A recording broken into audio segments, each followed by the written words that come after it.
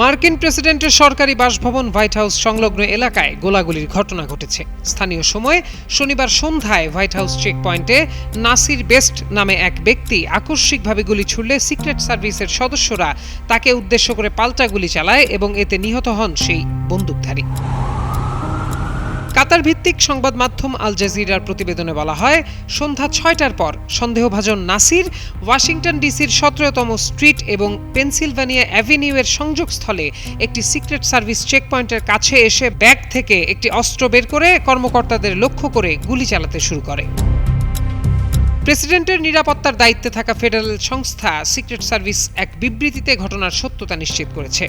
সেপনিল প্রাণঘাতী জীবাণুদের বিরুদ্ধেও দারুণ কার্যকর।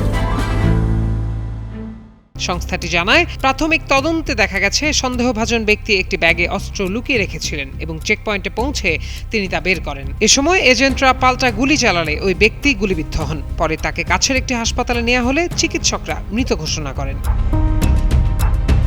গুলি বিনিময়ের সময় গুলিবিদ্ধ হন এক পথচারীও। তবে তিনি সন্দেহভাজন বন্দুকধারীর গুলিতে নাকি পরবর্তী পাল্টাপাল্টি গুলির সময় আহত হয়েছেন তা এখনও নিশ্চিত করতে পারেনি কর্তৃপক্ষ।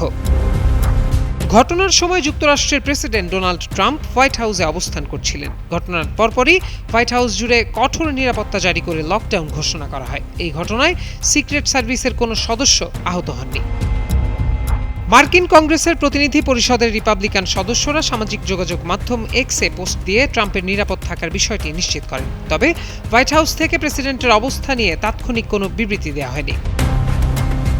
আল জাজিরার সাংবাদিক কিম্বারলি হালকেট ঘটনাস্থল থেকে জানান, হোয়াইট হাউসের নর্থ লনে ৩০টিরও বেশি গুলির শব্দ শোনা গেছে। এর আগে গত ২৬ এপ্রিল ওয়াশিংটন ডিসির একটি হোটেলে হোয়াইট হাউসের সাংবাদিকদের নৈশভোজের সময় গুলির ঘটনা ঘটে। তার ১ মাস পার না হতেই নতুন করে এই ঘটনা ঘটল। প্রত্যয় দাস, যুগান্তর নিউজ।